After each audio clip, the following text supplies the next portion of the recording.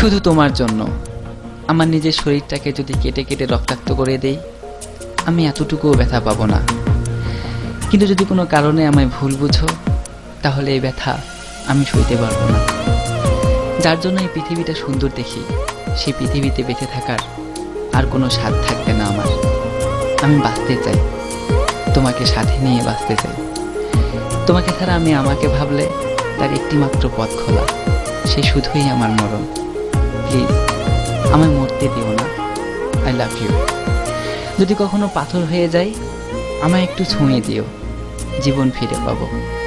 যদি এই দেহে আর প্রাণ না থাকে, তাহলে আর কাছে আসিও না, দূর থেকেই দেখো।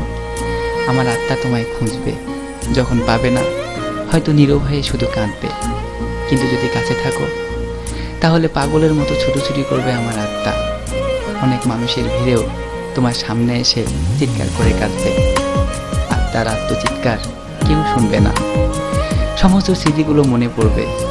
দুজন একসাথে বাঁচতে চেয়েছিলাম, কিন্তু এই সময় এই সংসার আমায় বাঁচতে দিল না গো। তোমায় দেখলে বেঁচে থাকার অনন্ত স্বাদ মরে গিয়েও হয়তো জেগে উঠবে। কিন্তু মানুষ মরে গেলে শত মিনতি করেও আর জীবন ফিরে পায় না।